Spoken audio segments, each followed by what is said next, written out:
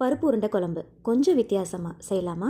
Mixie ஜாரில் சோம்பு, Kashmiri chilli, கருவேப்பிலை, ஊற வச்ச கடலைப்பருப்பு சேர்த்து அரைச்சி எடுத்துக்கோங்க. ஒரு பிளெண்டரில் ஒரு பெரிய வெங்காயம், 5 பல்லு பூண்டு, ஒரு கேப்சிகம், கொஞ்சமாக கருவேப்பிலை, கொஞ்சம் கொத்தமல்லி சேர்த்து நல்லா பிளெண்ட் பண்ணி எடுத்துக்கோங்க. மிக்ஸி ஜாரில் சேர்த்துட்டு கூட பல்ஸ் மோடில் வச்சு பிளெண்ட் பண்ணி எடுத்துக்கலாம். அரைச்ச எல்லாத்தையுமே ஒன்றா சேர்த்துக்கோங்க. இது கூடவே மஞ்சத்தூள், உப்பு, ஆயில், பொட்டுக்கடலை மாவு சேர்த்து மிக்ஸ் கொடுத்துட்டு சின்ன சின்ன உருண்டைகளாக உருட்டி எடுத்துக்கோங்க. இந்த மாவு மிக்ஸ் பண்ணி எடுக்கிறதுக்கு தண்ணிலாம் எதுவுமே சேர்க்க தேவையில்லை. நம்ம சேர்த்துருக்கிற இன்கிரியன்ஸே நமக்கு கரெக்டாக இருக்கும். பொட்டுக்கடலை மாவு சேர்க்கறதுனால நல்லா கிறிஸ்பியாகவும் வரும்.